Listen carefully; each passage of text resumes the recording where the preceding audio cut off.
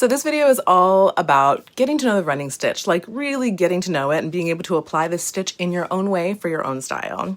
So I hope you enjoy this reframe on one of the most basic stitches. So lately I've been thinking a lot about the stitches I return to when everything else feels complicated.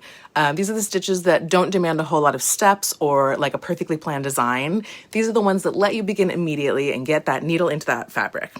For me, one of these stitches is the running stitch. It seems really simple on paper, but in practice, it truly carries an entire vocabulary.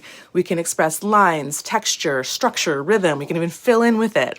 This stitch also has so much energetic potential through all these different ways of expression. And the longer that I work with the running stitch, the less it feels like a beginner stitch and the more it feels like this foundation that I'm able to keep rebuilding from. If you're new here, hi, I'm Christy Johnson, artist, author, and teacher. I teach embroidery, clothes making, and textile art for the visionary who wants to transform their dreams into textural designs on fabric without feeling like every skill needs to be perfected to do so. And for those of you who have been around for a while and you're wondering where I've been, I had all sorts of plans for making a few videos for YouTube before I gave birth, but I am eternally behind at life. Speaking of birth, I was born 2 weeks late and I've been catching up ever since.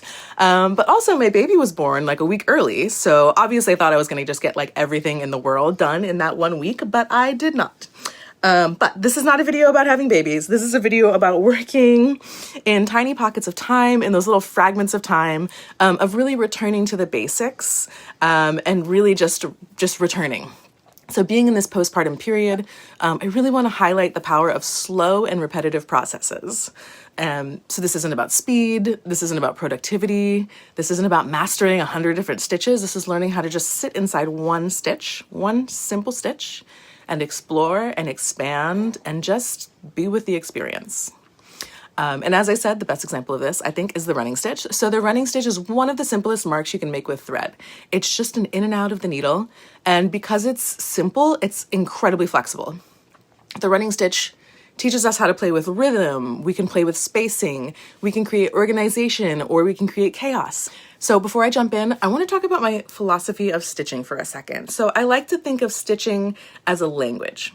And by learning the deeper intricacies of each stitch, you can more fully express yourself through them. So we're moving from trying to assemble a sentence with words that we're putting together to writing poetry in a language that we're fluent in. We are learning the stitches in our bones, is how I like to think of it. So this way of exploring stitches, not just how to do them, but how to use them as a language. This is the core of my Magic Threads course. So the whole course is built around taking the 12, I think there's actually 13 most common stitches and stretching them in as many expressive directions as possible. And while I have videos sharing the how-to of each and every stitch on this channel, you can watch those for free, including the running stitch. There's so much more depth to each stitch. So if you want to explore that more, you can go ahead and check out the Magic Threads bundle. It's got deep dives on the stitches like what you see here. It also has sketchbook explorations. It's got a whole step-by-step process on transforming the inspiration that you collect into your very own personal style. So you can get out of Pinterest boarding and like actually just move into your own creativity. There's so much included in this course. Back to the video. Even if you're a beginner, this invitation for experimentation is totally open to you. People tend to want to rush past the running stitch, treating it as something to move on from, like a stepping stone in like a larger, wanting to get to more complex stitches, assuming that complexity equals depth. But you'll see in this video how much deeper we can get with these simple shapes. So with that, here is a video pulled directly from this Magic Threads bundle that shares the widely expansive possibilities of the running stitch. Let's jump in. So I've skipped the how-to here because I have a video on YouTube, another video that shows you the how-to of the running stitch. So we're just going to jump past this and go directly into the lessons on how to use the running stitch in creative ways. If you don't know the running stitch and you do still want to see the how-to, you can head to the YouTube video. I've linked that here for your convenience, or you can look at the link below in the description. So here we have the running stitch shown with two different techniques. So this one is where most of the thread is on top and only a tiny little bit of the needle travels underneath the fabric. In this one down here, most of the thread is traveling underneath and only a tiny little bit of the thread comes to the surface of the fabric. So here's an example where I'm using longer stitches and just a tiny little bit of the needle is traveling underneath the fabric. And as you can see, kind of your eye is kind of drawn to these areas because these stitches are getting closer together, and so it creates kind of a concentration of energy there.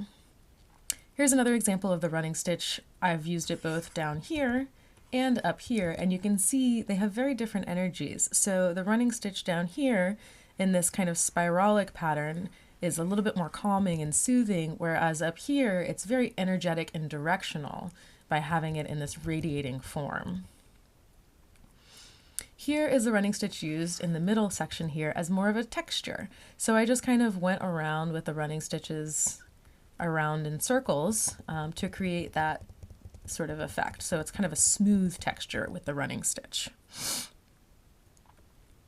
Here is a great example. This is a vintage image from a vintage book of the running stitch used in really thick thread. And this, I mean, this is a very little amount of stitch work considering the amount of space that it's covering. And I think this is just a beautiful example of how we can use the simple stitch for a really striking effect. And this one looks a lot to me like something, if you look up Japanese sashiko stitching, it looks very similar to this as well. Now here is a Turkish robe, and this has this kind of quilted effect because there's multiple layers of fabric that are being stitched together. But I just really love how, you know, like here, the directional kind of emphasis created with the running stitch. Again, it's just a really simple stitch, but when you layer it on top of one another like this, you really start to see the pattern coming and taking shape. Here's an example of how one single running stitch, so just this line that's going up and around, can be really effective and can really, you know, help to influence the rest of the shapes in the garment. Here is an Egyptian wedding dress, a siwai, I think. I'm not pronouncing that right, maybe. But I love, so like if you look in these in-between areas, like here, how the running stitch is used to fill in this space in conjunction with these tiny little motifs. But yeah, again, like how much power can be expressed through just one simple stitch. Okay, now let's look at the running stitch worked with in more of a radial pattern, like this little tiny sample guy. This is one of my favorite examples of working with the running stitch in a radial pattern. This is a little heart that I made. And you can see when I'm concentrating the thicker stitches to be in the center of this piece, and then as these running stitches begin to carry out to the edges, they start to get smaller, and this creates a kind of shading, and that really emphasizes this radial quality. Again, if we look at the edges of this piece, it's similarly where the stitches in the middle, they're concentrated, they're very long, and then as I get towards the edges of the piece, they get tinier and sort of become more spaced out. Up here is another great example of using the running stitch. So the stitches, when they're a little bit closer together, they're more concentrated, and then as these running stitches get further apart, they have a little bit more airiness, a little bit, it works like shading. And here we can see this area has been filled in with the running stitch, and another great example of creating a texture that feels like the area is filled in without having to entirely fill this area in with stitches. Also, these down here are actually made with running stitch. Let me get a little zoom in for you. So if you look, these individual rows are made with running stitches just really, really closely next to each other. And so when you get them that close to each other, they end up becoming like a filling, because these little gaps where the needle has traveled underneath the fabric turn into more of a texture than they do, you know, like a place where there's no stitches. Okay, now let's look at working within a single piece with the running stitch in various weights. So this example over here, the needle traveled under the fabric for as long of a space as it traveled above. So the stitch length and the gap length are equal. This one in the middle here, the stitch length is much longer and the gap is just a tiny little gap in between stitches. So that's similar to this piece right here where, oopsies, it's similar to how this piece is done down here. You can see that detailed here. So this one on the right, however, I have allowed the needle to travel under longer areas underneath the fabric and just be a little bit on the surface. And so you get a lot more airiness there. Now this King and Queen embroidery from a vintage book called Creative Stitchery by Dona Z. Melach. This is a wonderful example of working with the running stitch. This is done entirely in running stitch, both of these pieces, but by changing the direction of the running stitch, by changing the amount of fabric that is picked up on each stitch, and by changing the colors that are used, you get really amazing, beautiful textures. Let's look at a close-up of this one.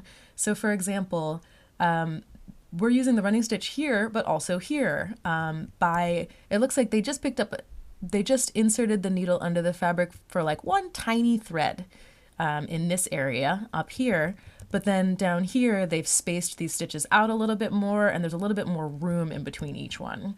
And then it looks like in this area, the skin area of the face, they maybe used a slightly thinner thread in a lighter color and spaced those out a little bit more accordingly. And again, by changing the direction, so the face is going in this direction, the background's going up and down, the nose is going up and down, by changing these direction of the stitches, you can get a whole lot of different emphases. That's a funny word. And another close-up on these, how you can see the different colors and the different weights of the running stitch. Like this area is just a whole lot more fabric being shown, while this area is a whole lot more thread being shown. Okay, now let's look at how the running stitch can be used to create movement. So you see in this paisley shape how the running stitch creates this really nice flow by having them right next to each other. And then as we go to the next one, again, this piece has a similar effect where by flowing these running stitches and creating these spiral shapes, it gives the effect of like maybe there's smoke coming up the chimney or something. It has a really nice flow to it. And here, this person has gotten really sculptural with the running stitch, but as you can see, these running stitches kind of go around, as opposed to over here, where they've got this really jagged look to them. So just, an idea of how you can use the same stitch in many different ways.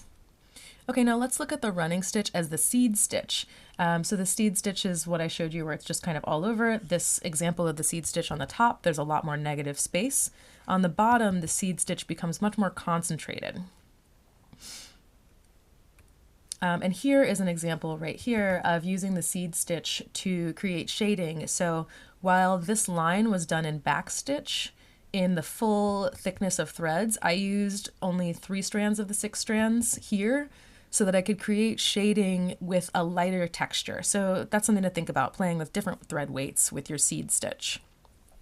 Okay, I love this one so much. I know I showed it to you on the back stitch, but also got to show it here. This is amazing. Wow, what is my pen doing? This is amazing how this seed stitch works here. And it's just, instead of having to stitch each tiny leaf, you're just having fun creating a bunch of tiny stitches in a bunch of different colors. So I think that's a great example of the seed stitch. Now here is an example of the seed stitch. Oops, sorry, my marker's still on here.